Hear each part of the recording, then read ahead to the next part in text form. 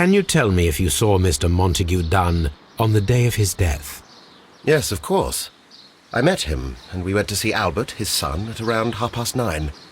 He appeared quite calm. What were you doing on the morning of the accident?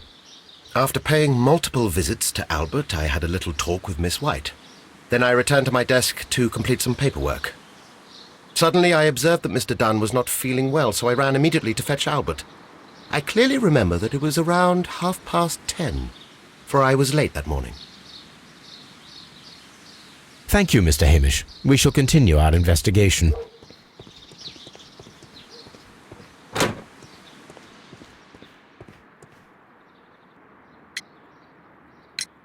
Your father's death does seem highly suspicious. What were your movements here on that day? Suspicious?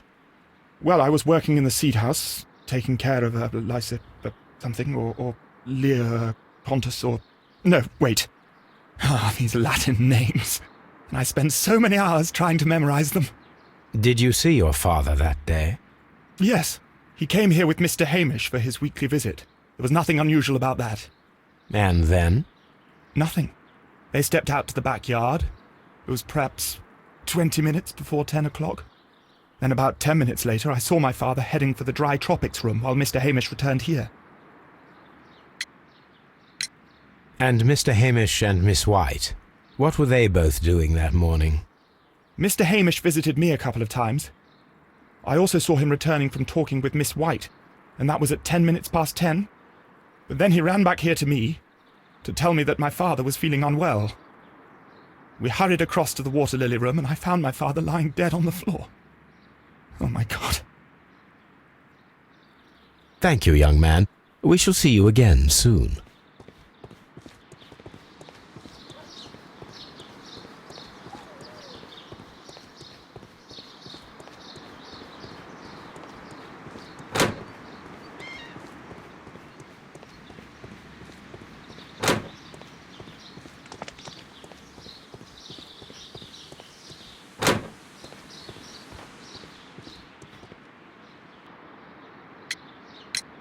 Can you tell me what Mr. Dunn was doing upon the day of his death? I can, but there is nothing very special to say. I was in the laboratory when I saw Mr. Dunn heading towards me. Tuesday is the day of his weekly visit. It was supposed to be at 9, but he was 10 minutes late, as usual. And then? Well, he came in to say good morning. Then I saw him spend 2 or 3 minutes by the plants outside the laboratory. After that, he ran out in the direction of the nursery, where Mr. Hamish was working. He was always in a rush during the inspection, you see. I would pity anyone who stood in his way. And that was the last time you saw him? Yes. I stayed in the laboratory until 20 minutes to 11, when I heard the cries of Albert and Mr. Hamish from the large glass house. I joined them as soon as I could, for I knew that something must be very wrong. What exactly were you doing in the laboratory? I was recording an experiment for my thesis. I only stopped my work once when Mr. Hamish visited me briefly around 10 o'clock. You say you were recording an experiment when the tragedy occurred. Might I listen to the roll? Certainly. Please do. You will find it in the laboratory. It is number 320. Thank you, miss. Everyone has gone, Holmes. The way is clear.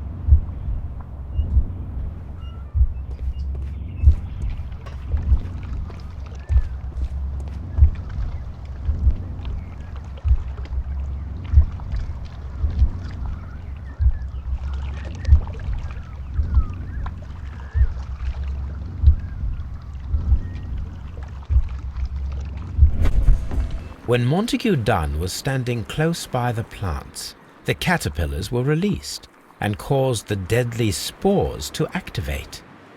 Panicking, and likely already half asphyxiated, Montague Dunn started back and knocked over the bust. He rushed to the door, but it was locked. He had to force it open with his shoulder. We already know the outcome. Montague Dunn collapsed and died not far from the pool. Well, it is time to perform our experiment on the ventilation system.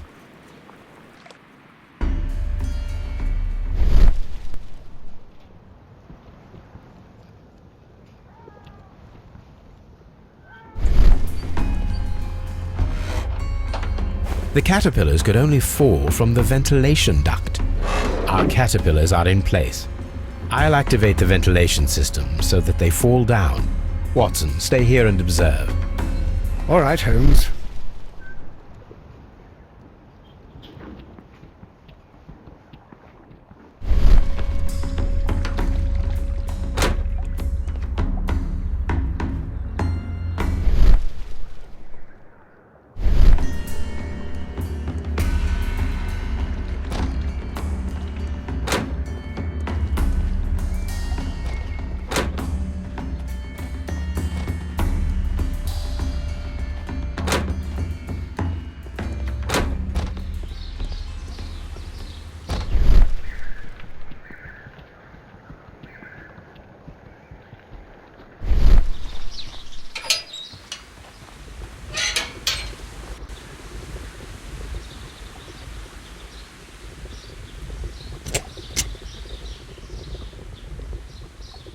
The power is on. The engine has started.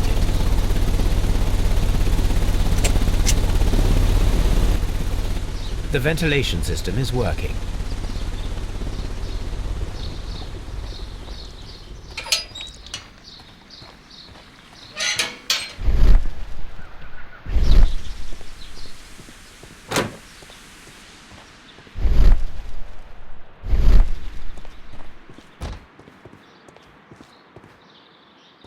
From here, we are unable to see the interior of the Colonial Collection Room.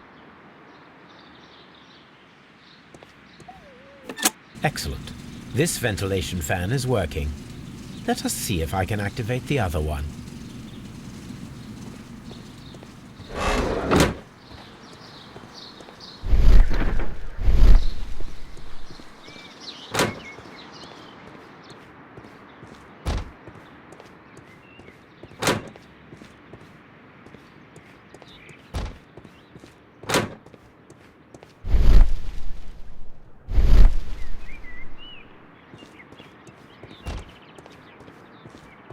We can see the interior of the Colonial Collection Room from this window.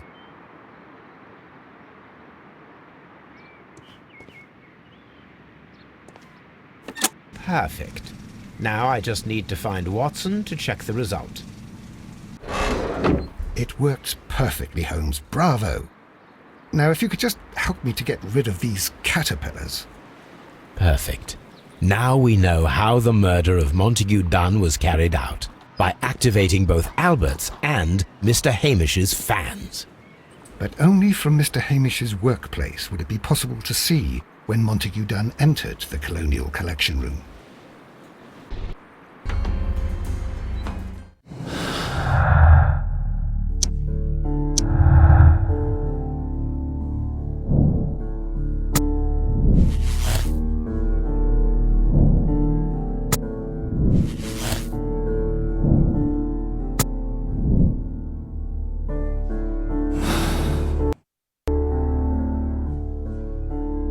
Let's go to Scotland Yard.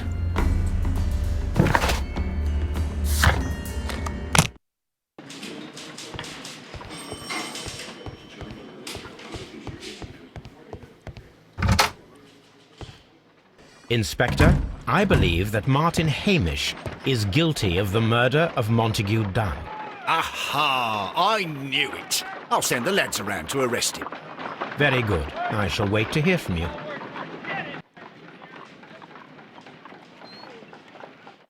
Inspector, I came here as quickly as I could. Martin Hamish is in the large glass house. There's no need to hurry.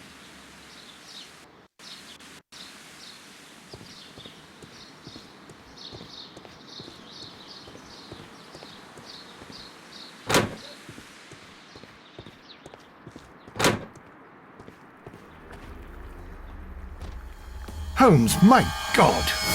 Yes, we found him like that. Our messing around with the ventilation system didn't go unnoticed.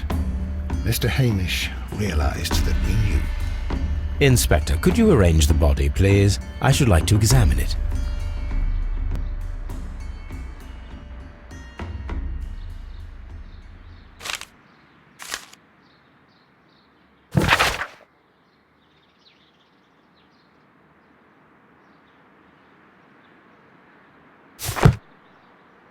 The mark around the neck is very visible. He died instantly. Holmes, his left shoe is unique. This anomaly is often a characteristic of... A club foot.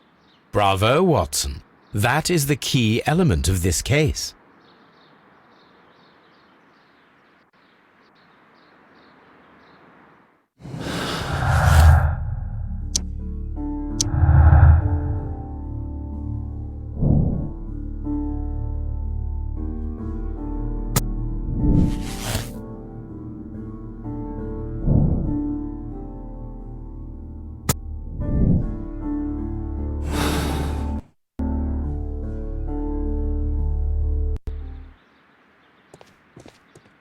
Something about this rings very oddly. Why do you say that, Mr. Holmes? Why? Because of Mr. Hamish's club foot. Oh, I deserve to be kicked from here to Charing Cross. I should have noticed it.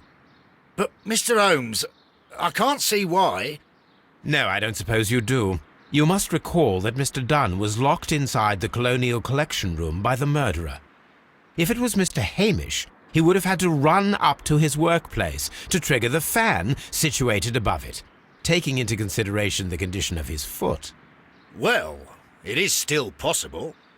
Perhaps, but it is rather strange that such a person as Mr. Hamish decided to base his plan on the speed of his gait. You mean to say that somebody helped him? So the suicide is questionable? Correct. Mr. Hamish accuses only himself in his letter, and so the investigation stops. Possibly an accomplice, then? That idea had not occurred to me, Mr. Holmes. I have another idea, Inspector. Thanks to the testimony that we have collected, we are able to rebuild the events as they took place that day. With a timeline, such as we did in the Jack the Ripper case. Precisely. The map at the entrance of Kyu-Gardens should help us with our timeline. Let us analyze the facts and statements so that we may recreate the events of that morning.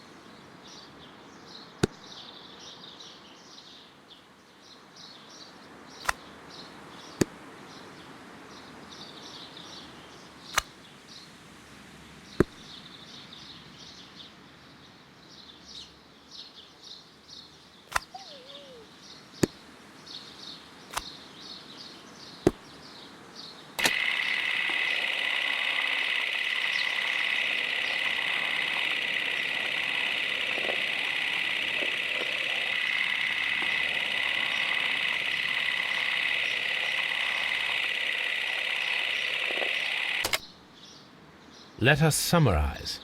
Montague Dunn was poisoned inside the Colonial Collection Room. He forced open the door, which means that someone locked him inside there at 10:20. Martin Hamish was last seen at 10:10. This means that he has approximately 10 minutes to lock the door of the Colonial Collection Room. Given that he was club-footed, it is doubtful. Albert also has 10 minutes to lock the door of the Colonial Collection Room, which is quite enough time. Miss White was last seen at 10 o'clock, which means that she had approximately 20 minutes to lock the door. More than enough time. Perfect, Watson. Now, let us ascertain who assisted Martin Hamish in killing Montague Dunn.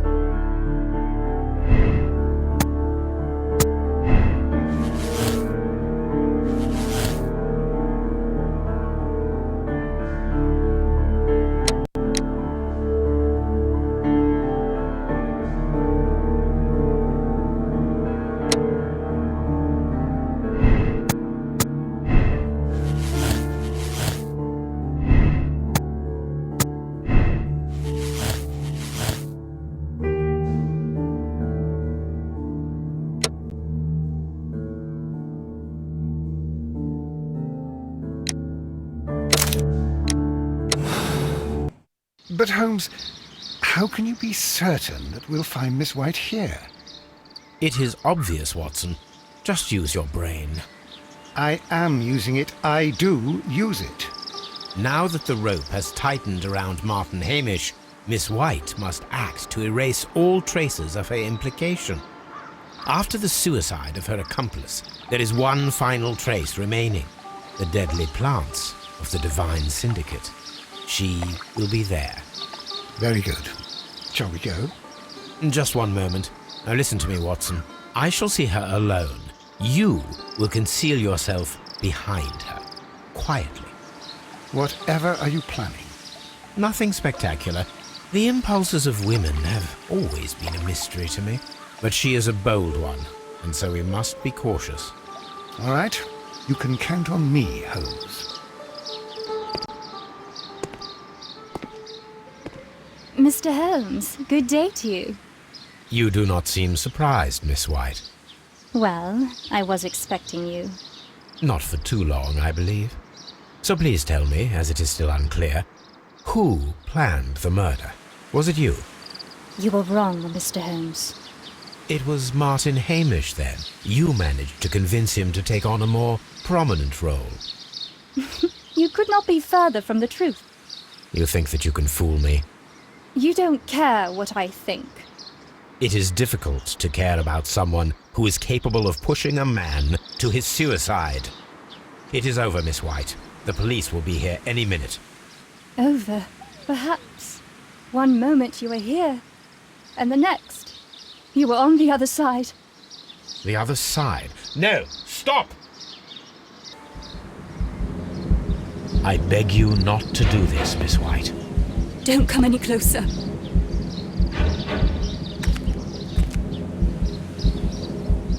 Please remain calm. We can help you. Not one step further. Don't try to stop me. Stop this foolishness. You cannot truly want to die. No, it's too late.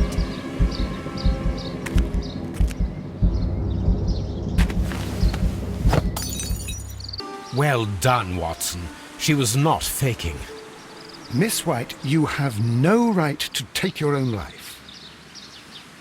Dr. Watson? Did you just save me? Or worse?